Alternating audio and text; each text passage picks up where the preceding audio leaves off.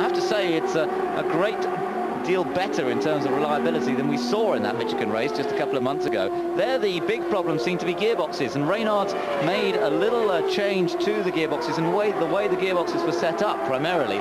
And it's interesting to see, Jeremy, that that work really seems to be, I'm probably speaking too soon now, we'll see a whole spate of problems, but so far anyway, we haven't seen a repeat of those gearbox problems we saw. No, and as you say, just subtle little changes, nothing really no real systems changes on that within the transmission area. It's just the way that the tolerances were set up and the way the gears are actually put together on the clusters there within the transverse gearbox at the back end of that Reynard chassis. And there is Ribeiro going extremely slowly. Yes, and that looks too slow to be coming into the pits. What is the matter for Andre Ribeiro, the race leader? The car gave a big wiggle there. He's wiggling around. It looks like maybe a wheel loose or something. He seems to be coming around. He's coming around turn 3 and 4 right now, very, very slow. It must be fuel. He's wiggling the car in the way that he's wiggling. It's going so slow. Surely the thing has run out of fuel. But how many laps is it since he last stopped? We'll try and have a look. He came in on lap 162, so it's 39 laps. He should be able to. That's around about what he should be doing before he makes the pit stop. He is pitted at this end of the pits, but he's going awfully slowly. He will make it to the Tasman pit, but there comes Walter Salas past him, and there is a replay of the car. He's coming around the...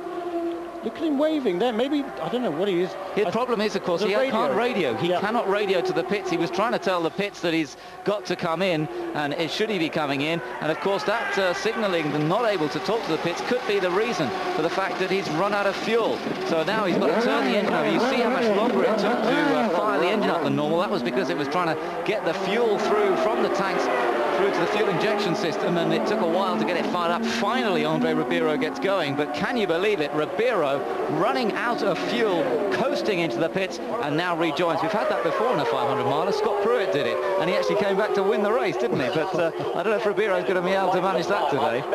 And Gilles de Ferran actually pulling off the racetrack now into the pits. It's lap 204, so we've got 46 to go. They won't be able to make it to the finish. They'll have to come in for a splash and go again. But here we are on board with Gilles de Ferran, the race leader, and he is not out of fuel. He is keeping to the 60-mile-an-hour speed limit, and here is the Valvoline coming screw ready to go to work.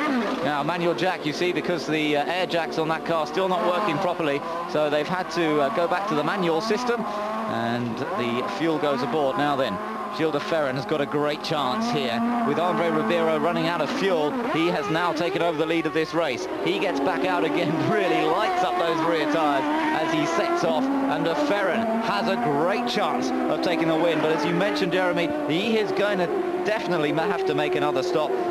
It's going to be fun, this. We've got 45 laps to go, and unless they get a bit of a yellow flag period, they'll have to make another stop, a splash and dash, to get just that little bit more fuel on board to finish the race. This is building up to a good climax now. Gugelmin is shown as our race leader at the moment.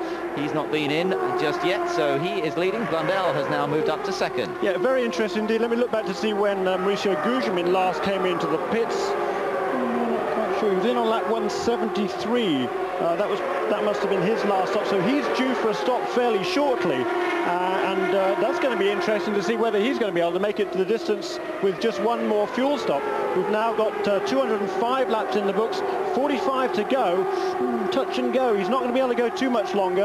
As I said, it was lap 173. He's done 32 laps now. He can probably do another 2 or 3, and I don't think that's going to be quite enough to get into the finish with just one more stop, unless, of course, there's a full course caution.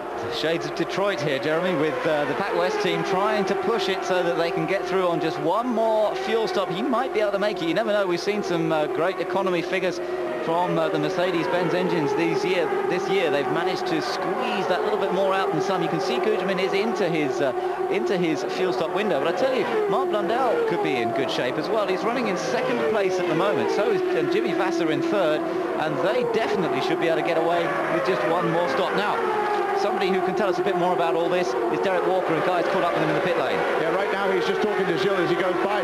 Derek, you've made a pit stop. Can you go the rest of the way now? Yeah, we think so. It's going to be real close, but I think we're okay. Everybody's been crunching the numbers here, giving hand signals. Are you hoping there's another yellow, or can he go full flat out all the way now? Well, it's it's kind of difficult. We've got a radio problem on top of everything else, so communication's hard. We're just going to keep riding it out as we've been doing. I think we'll be okay. Can he hear you, but you can't hear him? Yeah, it's very intermittent. We get a little bit on the front straight, but I think we're okay. Suffering the same problems as the Tasman team. They can't talk to Andre either. Thank you, Derek. We've got a yellow flag. It's a yellow flag. It's an accident somewhere out on track. And Ribeiro. It's Ribeiro. Andre Ribeiro, the man who was formerly leading this race until he ran out of fuel. And Andre Ribeiro, the rear wing is off the car, although not much other damage by the looks of things. Punctured left rear, and he's obviously made contact, but it looks as though he's got away without serious contact. And I don't quite know how he's managed that on a track like this. And this will certainly save the bacon. If it was going to be difficult for de Ferran before, this should really give him the chance to make it through without that splash and dash stop. Yeah, you know, his last pit stop was on lap 163, and he came in again on lap 204, so that was 41 laps. That meant he would have to go 46 laps from 204 to the end. I don't think that would have been possible, but with this yellow, that's just what the doctor ordered. So maybe there's Andre Ribeiro, frustration there for the Brazilian driver. He was running so well this afternoon. Yeah, what a disappointing end to the season for Ribeiro. Let's take a look here. This is a replay. Up wide, up wide, up wide, and he just smacked the wall.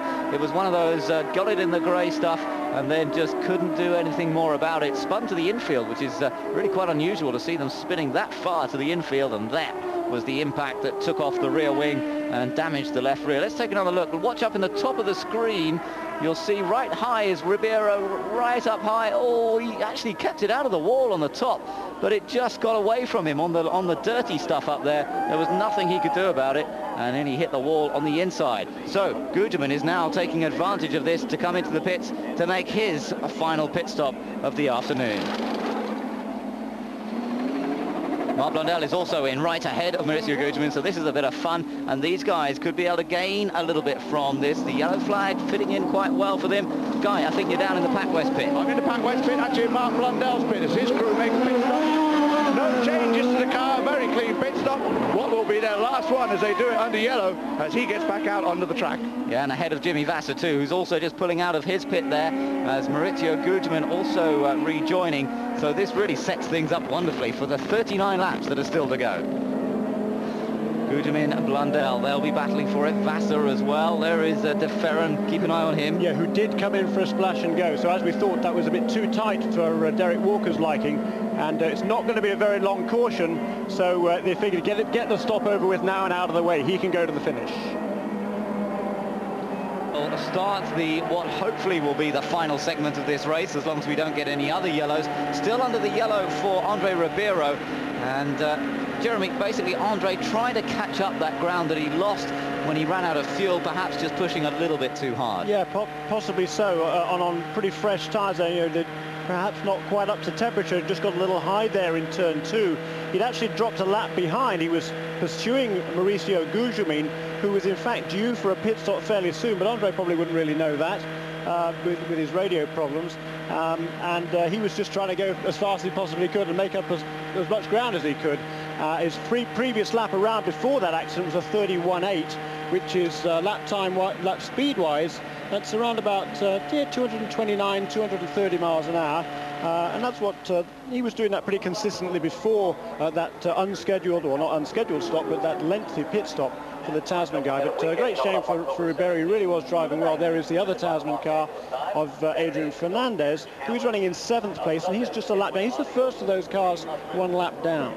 So let's just run through it. As we build up to the climax of this race, there are now 6 cars on the lead lap. They are Gilles de Ferran, Maurizio Gugelmin, Marc Blondel, Jimmy Vasser, Greg Moore and Bobby Rahal. The winner of this race could conceivably come from any of those 6 cars. You have to say Gilles de Ferran's in good shape. He's been running well. There you can see it on screen. Gilles de Ferran's been running well all afternoon, but Gugelmin and Blondel, the Pack West cars, have been the pace setters of the weekend, really all the way through. Vasser's also been quick all the time as well. Greg Moore, you can never count him out. He's a true racer. And Bobby Rahal in 6th place. Guy, I think you've got a little bit more for us. Well, I just have a quick update to remind you guys that the Pack West team, their record at the 500-mile races in the last 2 years, they have scored more points than any other team and look like they're set to do it again right here, as they are now currently 2nd and 3rd. Their record at 500-mile races is fantastic. Yeah, it looks as though it could be on for another one. We've got the green flag coming up this lap, so beginning to build up as Gilles de Ferran leads them round. The battle between him and Guterman is on. So Guterman controlling it a little bit, but de Ferran is the main controller of this because he's at the head of the queue. This is going to be down to tyre management, this race. Everybody, I think, can go to the finish now without too many problems. They will have made a total of 40 laps, but 36 of those will be under green. That should be no problem. They'll be able to go flat out. Greg Moore, however, we've seen him running into tyre problems all the way through this race, and there is a battle for the lead there. De Ferran on the outside, Guterman's down on the inside. Guterman's trying to take the lead away from de Ferran on this restart. I thought that de Ferran had played it well coming out of the last corner, but in fact Guterman had it covered. In fact, Vassar has got past Blundell as well. So it's all change in this lead group, and Greg Moore's right up behind Mark Blundell. What a battle we've got in prospect for the final 35 laps. Guterman, Greg Moore gets down the inside of Mark Blundell, and Blundell is going to drop a further position here, but Maurizio Guterman absolutely flying. We saw his pace on Friday, we saw it on Saturday when he set that new record at over 240 miles an hour average around this California Speedway, and now he's beginning to pull away a little bit from Gilles de Ferran. Jimmy Vassar in third, Greg Moore's moved up to fourth, and Mark Blundell has dropped back to fifth. But watch Greg Moore, he looks very, very hungry to take a victory here, and he's closing up to the Honda-powered car of Jimmy Vassar. De Ferran at the head of this little gaggle at the moment, but already Guterman trying to open up that advantage. Yeah, there he goes. They're pulling out quite a substantial lead there. It's 31.4 last time around. That is 232 miles an hour plus, and 1.4 seconds to get the gap back to this dice here. Gilles de Ferran, Jimmy Vassar, Greg Moore pretty much nose to tail, and there behind them also is Mark Blundell. 1, 2, 3, 4, 5, there they are, and we've got 33 laps remaining. Great stuff. Guterman still pulling away, and remember, Maurizio Guterman was the pole sitter here, and there's $115,000 on offer to Maurizio Guterman if he is the winner of the race from pole position. And that Marlboro Award really would be a great way to finish off the season, and he's chasing the victory here. It would be his second win, of course, after the victory in Vancouver. Guterman is the leader from de Ferran, and he's pulling away more and more. He's got Gualter Sales to get past. Meanwhile, de Ferran keeps an eye on his mirrors as Jimmy Vassar continues the chase. Then Greg Moore and Mark Blundell. Again, things beginning to settle down just a little bit, indicating that Guterman does have that little bit of advantage at the moment, but he mustn't push those tyres too hard. We've seen the blistering that has been caused on some of these cars. They cannot afford to push too hard too early and then lose the grip from the tyres as we get towards the end of the race. 31 laps to go now. Oh, Greg Moore was so close to the wall there, and you can see he really is beginning to try very hard indeed. You saw Gualter Sales there dive down the inside trying to get out of the way of this group. Guterman had flown past him into turn 1, and boy, it was fairly close when he exited turn 4 there, as Sales slid up high. He slides up high again, right in front of Mark Blundell, who was able to get round the outside. But here is the battle in front of those side by side. Greg Moore goes past Jimmy Vassar. That is for third position.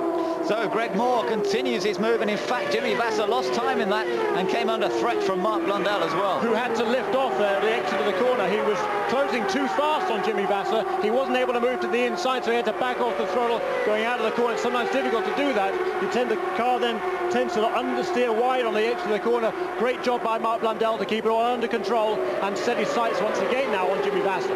Guterman's completed 220 laps now, as he has a 2-second advantage over Gilles de Ferran, but de Ferran has virtually nothing over Greg Moore, who's now moved up to third place, and Jimmy Vassar in fourth position. Gilles de Ferran has got to see that blue and white car behind him. The Goodyear tyres on Gilles de Ferran's car have stood up pretty well so far this afternoon, but whether they quite have that edge that the Firestone has, as long as it's not blistering, well, we're just going to have to wait and see. But Greg Moore is gradually trying to close up that gap. We've got a Mercedes-Benz engine leading this one, Honda in second, Mercedes third, Honda in fourth, Mercedes fifth, and then the first of the Ford Cosworths. That is Bobby Rahal, but he's quite a long way back, down in sixth position. The winner surely has to come from one of these first 5 cars, and you can see, apart from Guterman, who's that little further ahead, just how close everybody is, although Robbie Gordon's just getting a lap back there on Mark Blundell. Interesting to see that. Gordon's running down in 10th place. Yeah, but flying 31.3 last time around.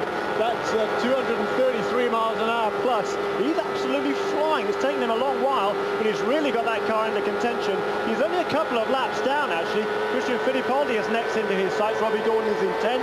Fittipaldi is 9th, and Pruitt also 2 laps down in 9th position, in 8th position, 8th, 9th and 10th there.